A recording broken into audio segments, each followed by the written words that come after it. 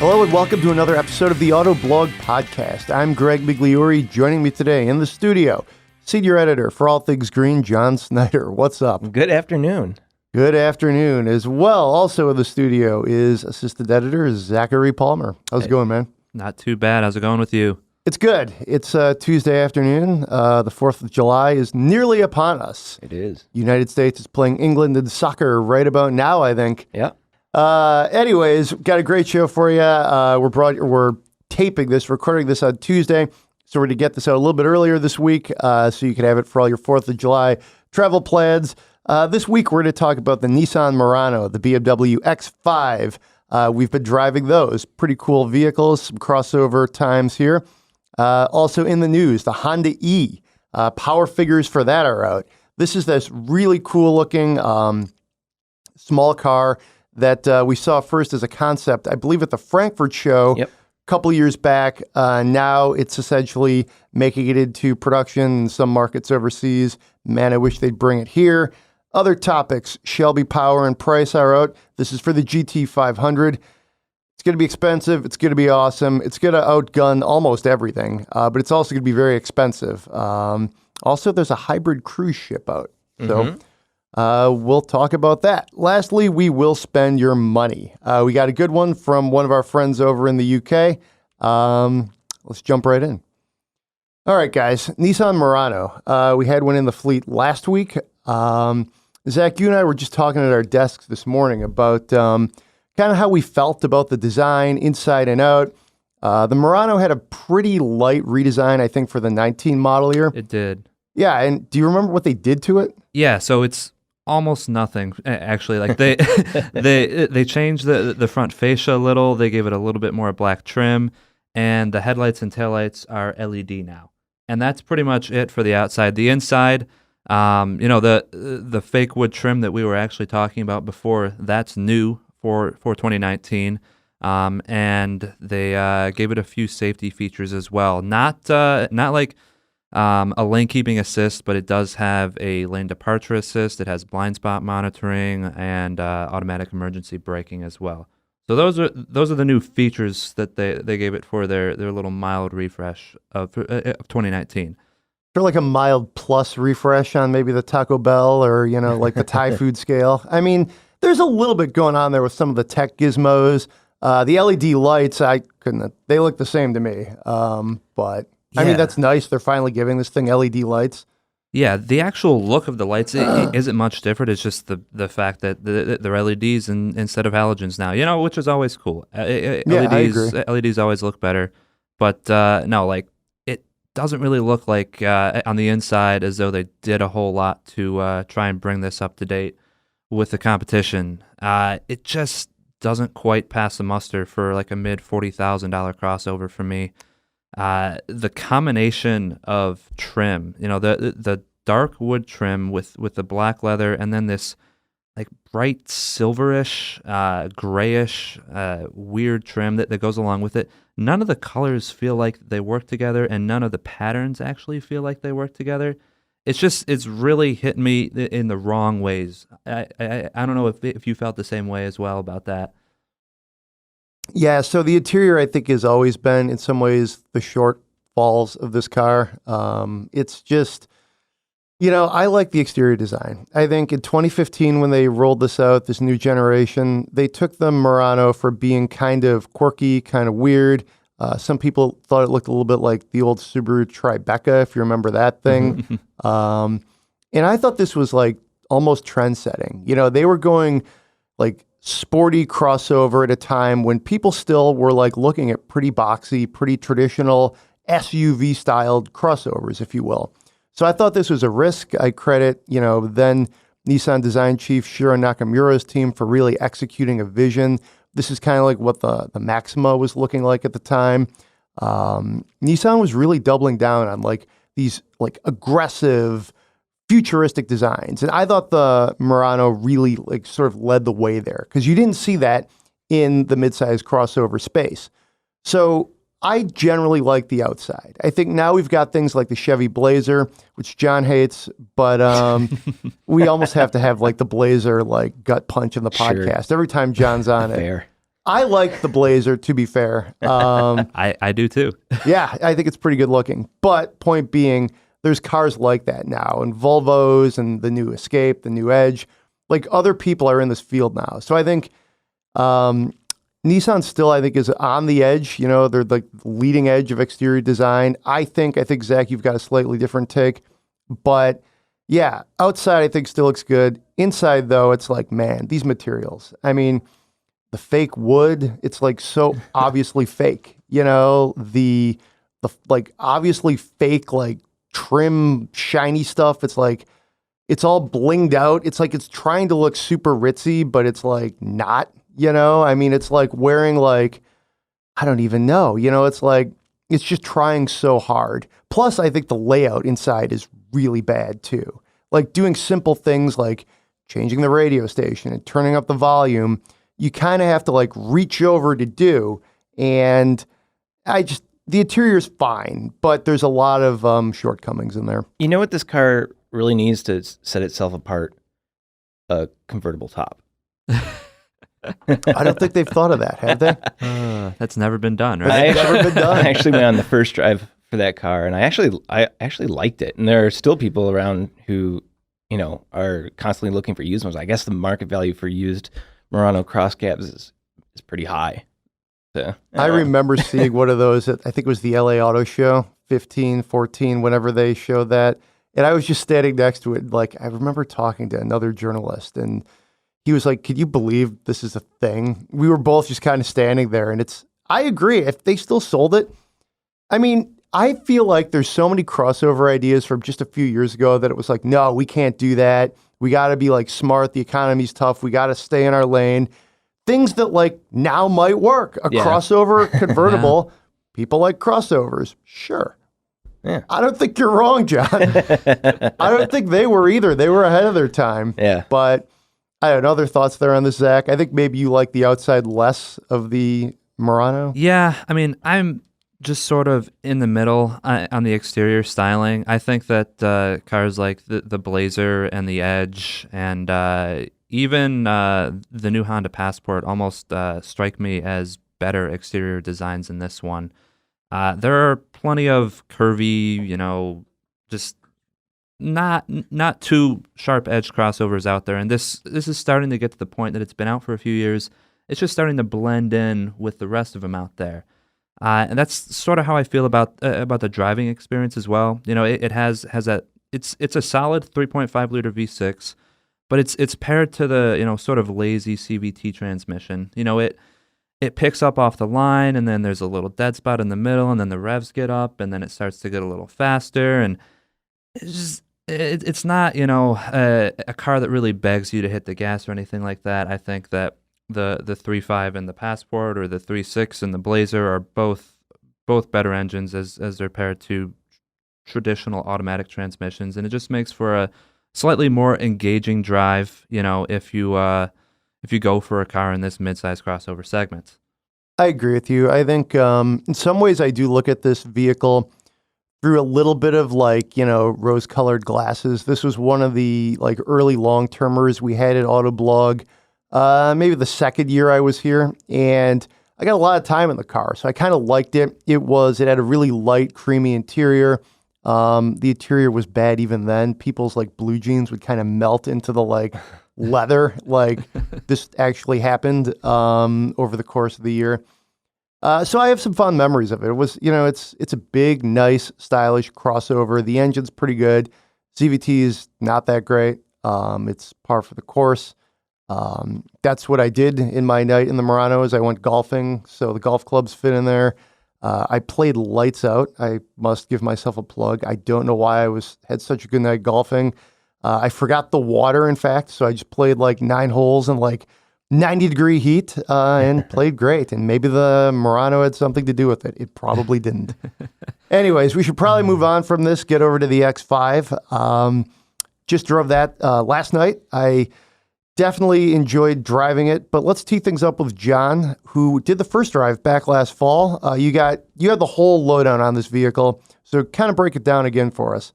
All right. So yeah, I drove it in Atlanta under a bunch of different conditions, but you know, it's got the turbo inline six, 335 horsepower, 300 pound-feet of torque, 8-speed auto.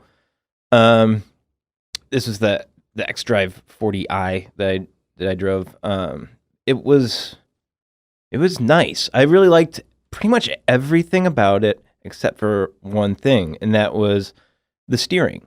When you were on any sort of like curvy road, the steering just feels super vague, and it's hard to sort of place it in the lane. I felt like I was sort of drifting to the edge of the road.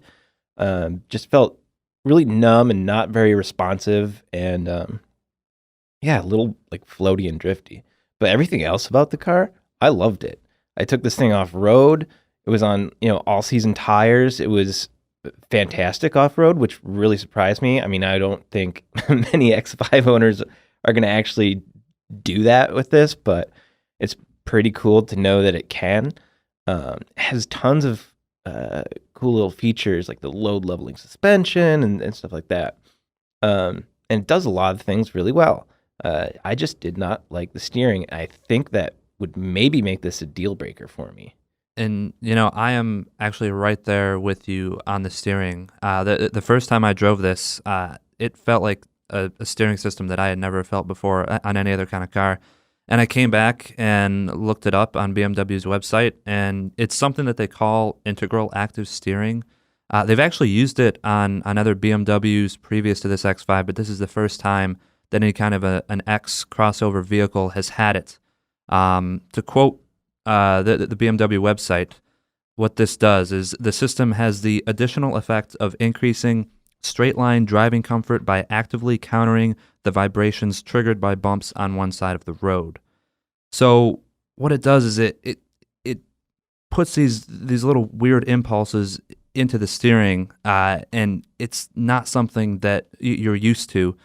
And it's supposed to make it more comfortable. And, I did think that the driving on the highway was, it may have been, slightly less bouncy through the steering wheel. You don't feel as much through there. But, at the same time, I was thinking to myself, like, this is a BMW. You're not buying the Mercedes GLE. You're not buying the Audi. Maybe I want a little bit of that steering feel. It's just those thoughts that you go through. But at the same time, it's still a luxury crossover, and you get all those great things that you were just talking about. Mm-hmm. One neat tech feature that I saw in this one, it has BMW's backup assistant, which I actually tried out on my own driveway. It's pretty neat. It remembers the previous 55 yards. That's right. That you drive, and then you can just get in the car, press the little BMW backup assistant button, and it'll actually back down your driveway or back out of whatever crazy thing you've decided to pull the car in for you. And it worked. It works up to 55 yards. After 55 yards, the system kind of just stops doing anything. So you have to pay attention. Like, okay, like we've made it this amount of time, because it was actually starting to like back up into the grass on my driveway. I was like, okay, all right, time to take over. But for that short amount there, it's really cool what they can do there. You can park your car kind of in this ridiculous area where it might be super difficult to back out of. And boom, you just hit this button and it retraces the steps and does it perfectly. Yeah, and that's really cool. I didn't get a chance to use that, but that's a really cool feature to have in a large vehicle like that. That's the worst part about driving big cars for me is just I hate parking lots. I hate trying to park them. I hate just maneuvering them in tight spaces is inevitably it's something that has to happen. Luckily here in Michigan we've got a little more space, some bigger lots, and but for a lot of people in cities or whatever, that's going to be super helpful. What I liked about this one, so this was the one that we had in the office, is the X5 X50i. So that gives you the twin turbo V8. So that's a really strong motor. I think you guys, when you get through it, you're going to like that. I really like the styling of the X5. And I think sort of by extension, I also like it on the X7 and the X3, because they're basically what size of BMW SUV would you like? But I would argue that the X5 is the most well-tailored of the group. I feel like when you look at the rear haunches, that really like large BMW kidney grille, the badges, they all just kind of hang properly on the X5. The X7 seemed a little barge-like to me. The X5 seemed a little bit, it just seemed like this is how it was supposed to be. X3 is a little bit small. I mean, it is what it is. Yeah. But for me, the looks of this thing are really strong. They are. I think this is like, it reminds me of some of the great 5 and 7 series, like during their true heydays. Like when I pulled up at this thing, like, I mean, you really feel like you're arriving in this, like, really imposing car. And this has the 21-inch M wheels on it. They're kind of like wiry, like spokey sort of things. Yeah. It looks really sweet, I think. The interior is very nice. BMW's infotainment system, I think, is pretty usable. I like the rotary knob, the way you could toggle back and forth. I mean, to me, the litmus test is how easily can you switch from satellite radio to FM and AM? And like, there's some vehicles we've tested that it's just bloody impossible to do that. This is pretty simple. You can pair your phone. It's entirely usable. And if I'm not mistaken, this is a new generation of the infotainment system. It is, Correct. First showing up in the X5, and it definitely does seem improved and streamlined since iDrives of yore. Yeah, no, I especially like this new iDrive because it's touchscreen compatible. The old one was you had to use the little rotary, and sometimes it could get frustrating. But this one is, you can use the rotary, it works great, or you could just use it like a traditional touchscreen, and it's a huge. I think it might be a big 12-inch screen, and it's super usable. But one thing you mentioned there is that we have the one with that 4.4 liter V8 in the office. I haven't driven that one yet. I drove the same one as John with that 3 liter inline six. That was an awesome engine. It made all the right inline six noises. So I'm really excited to try out that V8. BMW, I think, is in a pretty strong place, along with Mercedes with its engines. They're developing some interesting, displacements. Yeah. They're both going back to straight sixes, which I think is great for us to see. Fully endorse that move. But I mean, hey, twin turbo V8, I wasn't actually expecting it. I was like, oh, this is just the X5. Wait a minute. This is the X50. Wait a minute. That's the big one, the big engine. Sweet. So it's got some get up. Let's put it that way. I was on the expressway and definitely, kind of flying in front of people. It's good for merging. When you need a little bit of extra sort of steam. Bad news, it does have IAS though, guys. I hate to break it to you. It's a thing, I don't know if there's a way you can not get it. Right. But I was not as offended with the steering. I can see your points though. Like it feels a little odd at times. But I also felt like around town, like just, short, I have a fairly short commute. Steering's pretty connected. I think, for me, I was like, this feels about like what I was kind of expecting. I also, in an X5, I'm going to have a different thought process than I would in, say, an M5 or a regular 5 Series or 3 Series. So for me, I was just like, okay, it is what it is. It's fine. I think most X5 buyers would probably be in that same sort of, field. They wouldn't be super offended. Some of the hardcore BMW loyalists might be, but that's okay. For whatever reason, I found that X7 easier to drive. And that might just be because I was driving it in the city and on the highway, on the freeway. Whereas the X5, I was on like these rural sort of hilly roads where in steering, you have to be a little more precise. But yeah, I want to try this V8 version now, though. Sounds pretty cool. I filled out my score sheet. I won't reveal precise scoring. This is for our Autoblog scores, for our editor's picks sort of things. But I like this. I gave this pretty high marks on a scale from 1 to 10. I had this, I'll say this was over 7. Let's put it that way, which is pretty solid for us. Yeah. I gave it a 7.6. I might revise that by the time, we have our meeting for this next week, which I might even round up to an 8. I really liked it. The motor for me was really a strong selling point. The looks were really strong. Looking across, organically, the X5 range, the inline six, I haven't driven that lately, but it's a brilliant engine. So I don't think that's going to, dissuade me in any sense. Again, I like the interior. I'm excited about this. We've been driving a few SUVs sort of in this segment lately, and I've been finding it really tough to figure out which ones I would recommend as an editor's pick and which ones I wouldn't, So, to me, this one falls on the side of editor's pick, but hey. Yeah, for me we'll too. See. For me too. It does everything except for steering so well. Well. I'm really excited to drive the new Mercedes GLE. That. Me too. That's what I've been really thinking about all day in the back of my head. Yeah, that has that super trick. The air suspension that actually leans into curves. That's gonna be a fun one to drive. So that it'll be that versus the X5. I'm not sure. Maybe the engine in the X5 will take it over the Mercedes, or maybe the luxury of the Mercedes and that trick suspension will do it. I'm not sure yet. So cool. So we'll move along from the X5. I think very interesting vehicle. Also interesting. This is a good story for all of you green fans out there. Written by Zach Palmer, but I know John, you've got some strong opinions on this.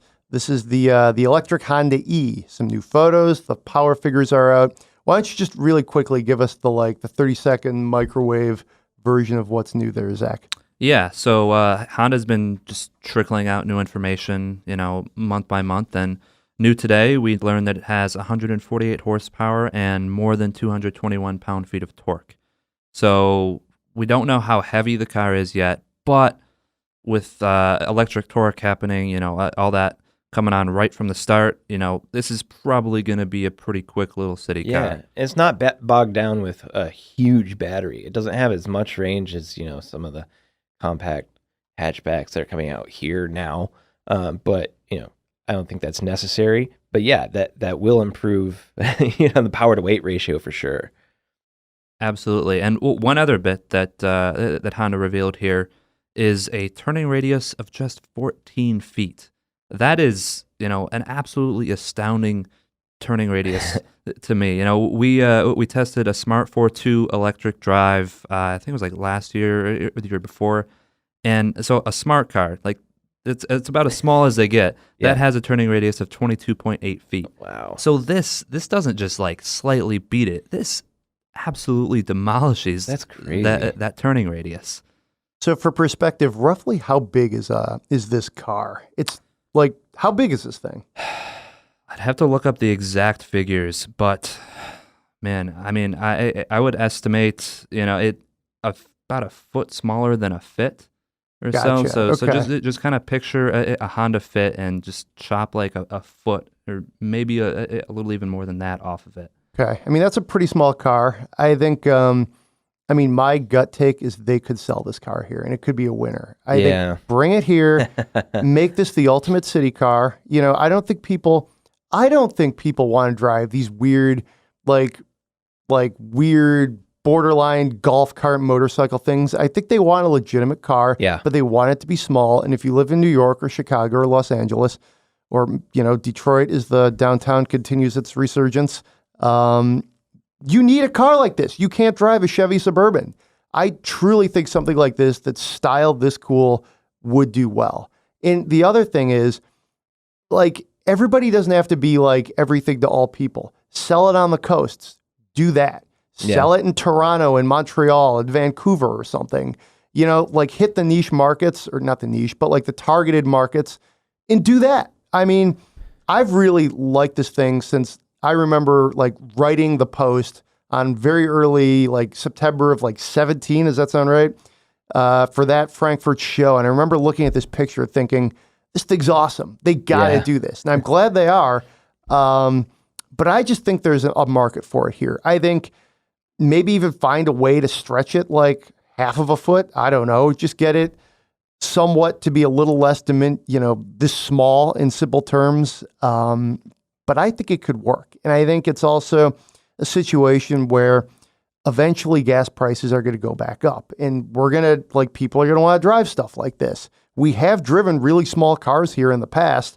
I don't know if it's realistic to expect it to crash legally, Right. if you will. I don't know if they could meet federal specifications, but if it could, I think it could be compelling. Yeah, I think that's part of the deal. That's what I've heard anyway.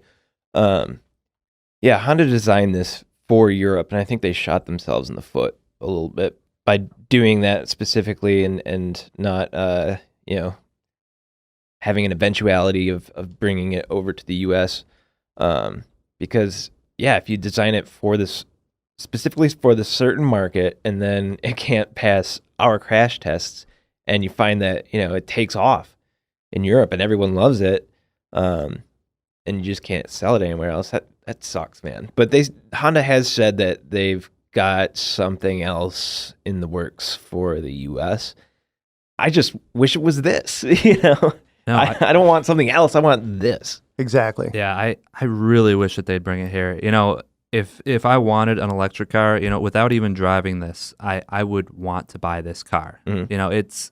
It's more of an emotional purchase than anything too. I mean, it's a fun rear-wheel drive car. It has good power. It's going to handle great. Yeah. 50-50 weight distribution. One barrier I think, for it actually selling well in the US would be price. Right now Honda hasn't released a price, but estimates are around like 30,000 British pounds, which converted to Yeah. US dollars, it's nearing 40 grand before options.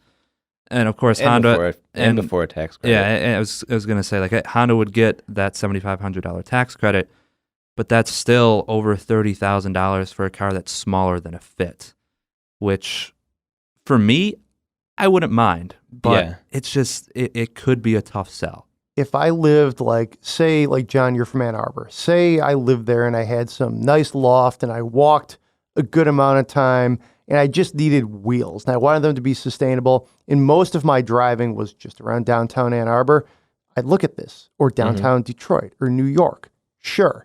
And then when I wanted to go do my outdoorsy stuff, I'd figure something out. I don't know if that means I'd buy like an old Blazer or something. I don't know. That is sort of defeating the purpose of being environmentally friendly is you have one really green car and then you drive a tank to go golfing in. I don't know. But I don't know. I don't have the business case for it, but I think it's a cool car. Yeah, I agree. And I hope to get over to Europe to drive it at some point.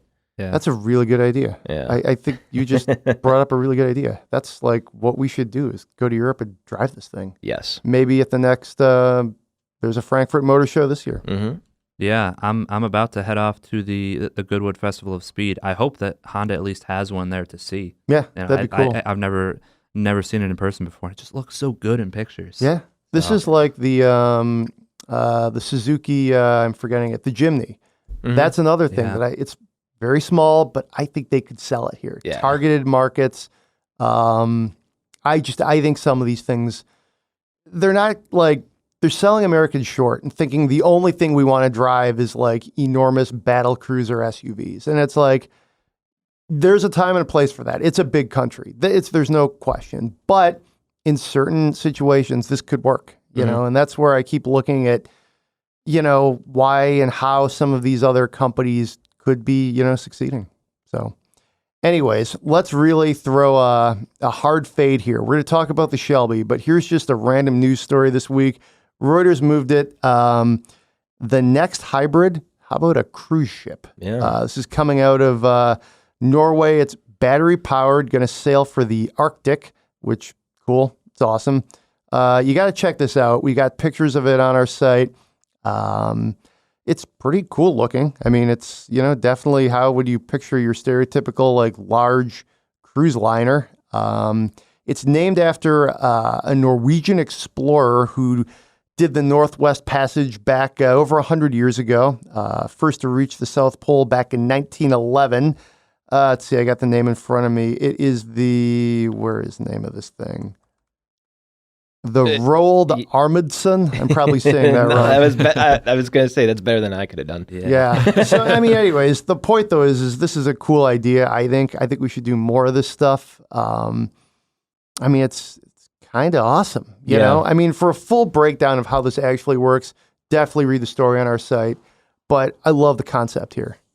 Yeah, it can go, it says it can go 45 to 60 minutes on batteries alone, which, I mean, that's not a ton, but I mean, that's something. And anything that you can do to reduce the emissions of ships like this is hugely important. I read an article from Fast Company last month about how Carnival's cruise ships pollute more than all of Europe's cars, which is kind of mind blowing. Yeah, really it is. It really is. And that's where a large portion of our carbon and other emissions come from are ships, whether it's cruise ships or shipping. So yeah, anything that goes toward reducing that is definitely good. And I would love to, like, I would do this just to support it, just to support this idea.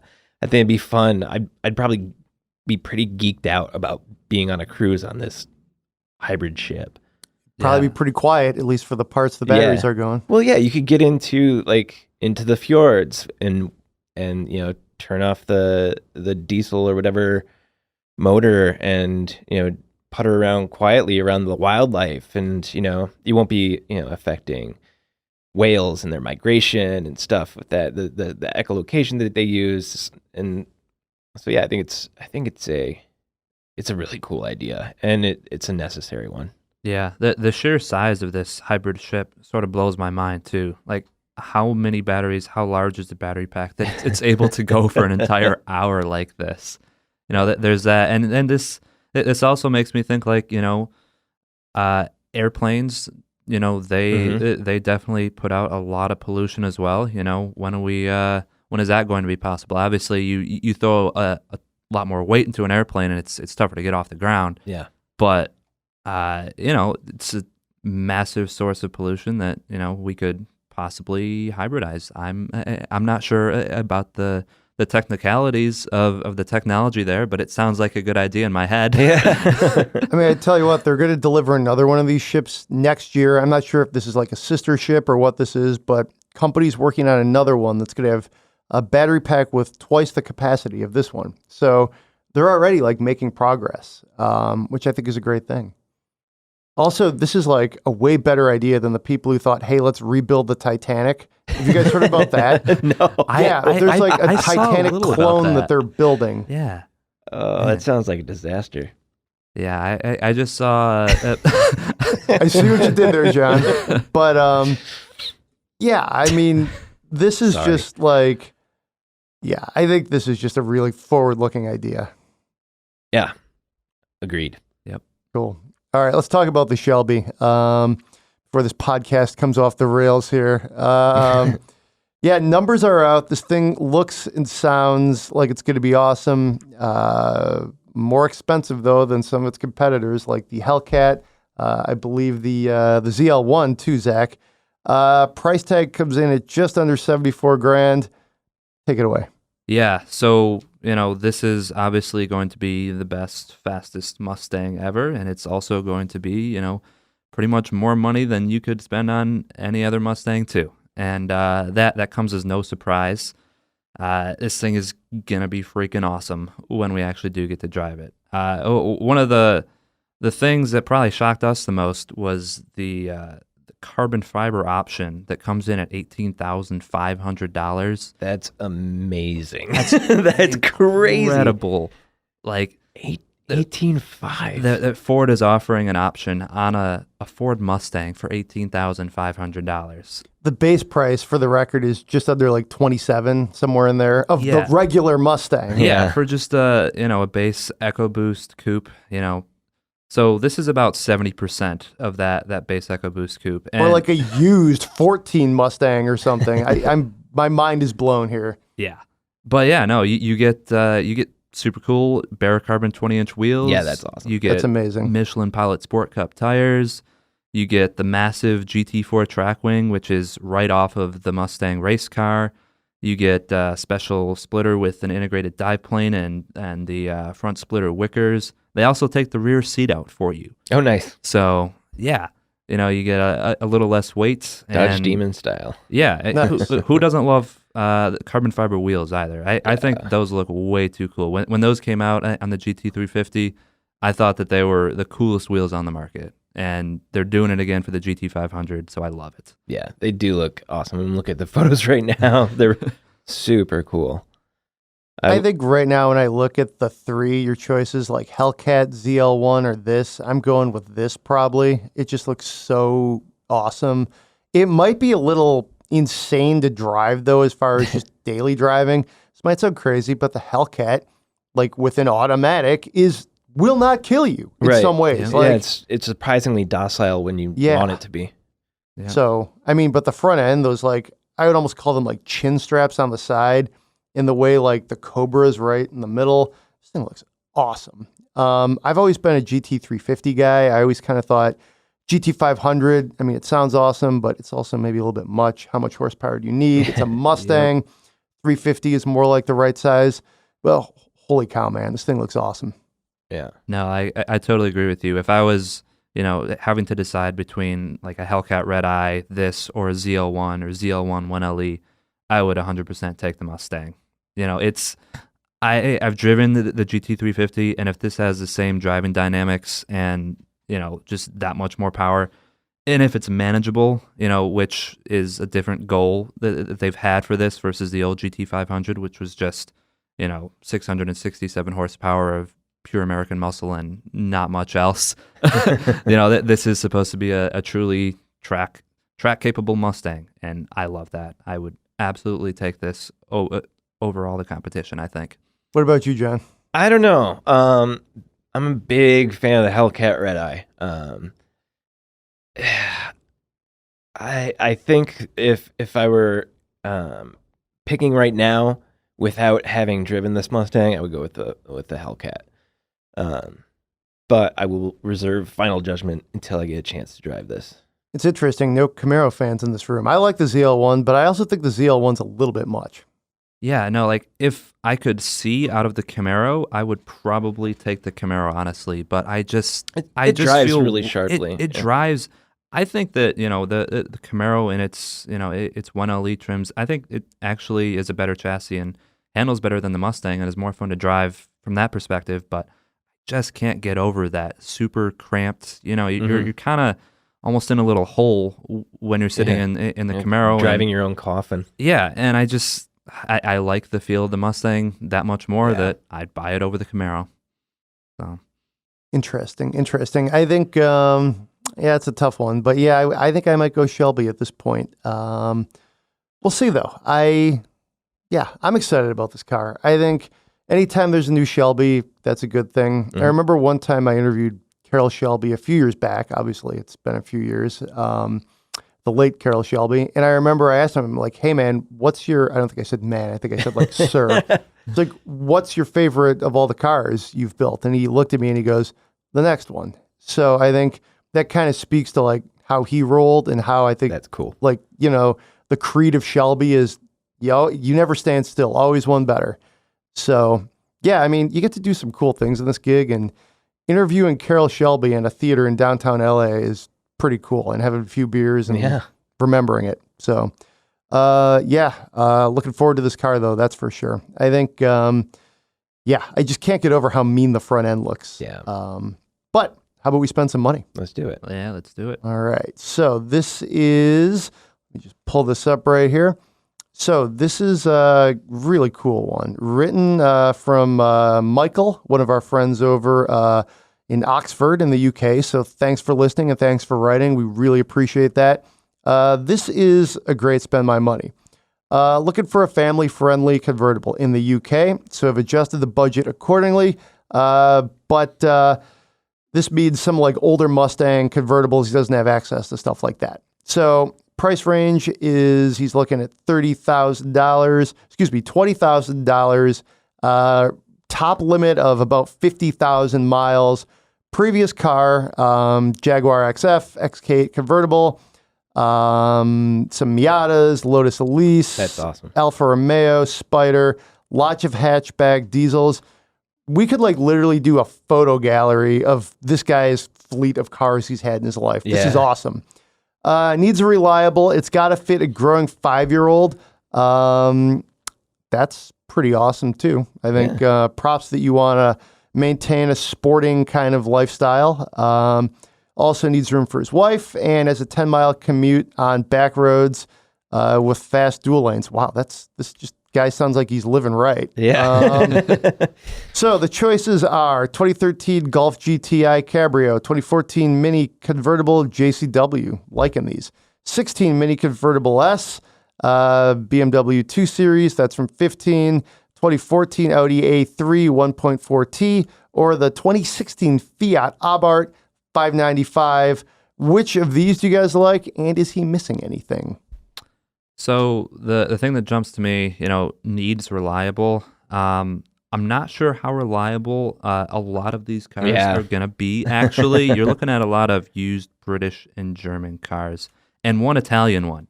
So, newer might be better for reliable, but at the same time, I'm really drawn to that Golf GTI Cabriolet. That's a really unique car. Obviously, we don't get it in the U.S. here, but the fact that you have access to a GTI with a convertible, is really awesome. So, with that, you get all the great GTI things, and I think you also get a pretty practical back seat too. Yeah. So that's going to be great for your growing 5-year-old, and it's a ton of fun to wind down on a back road. It's not rear-wheel drive like that BMW 2 Series is, but I think it's still going to be a lot of fun to drive. So that would probably be the one. I'd just get the nicest GTI Cabriolet that I can get within your budget. That would be my choice. Yeah, I'm drawn to, and this is similar sort of thinking, I'm drawn to that Audi A3 for similar reasons. But yeah, the GTI stands out. I just don't know what some of the other options would be. Not living in the UK. But yeah, definitely from this list, I don't know. It's tough because that 2 Series is going to be really fun too. I don't know if that's quite as practical as the Audi or the Golf, but gosh, it's cool. Yeah, I'm going to go with the A3. That's what I would pick. So at first blush, A3 was my pick. As I look at this, I think I would also strongly look at the 2 Series, just because I think the rear-wheel drive chassis, and I like the 2 Series. I think it's a pretty fun car to drive. Those would be my top 2. I mean, it's, the convertibles, the mini convertibles, especially the JCW and the Golf GTI, I forgot that thing existed. I mean, that's just such a cool thing. You guys are so lucky to have that. That would certainly be enjoyable, engaging, blasting through the British countryside. That sounds kind of like an amazing life.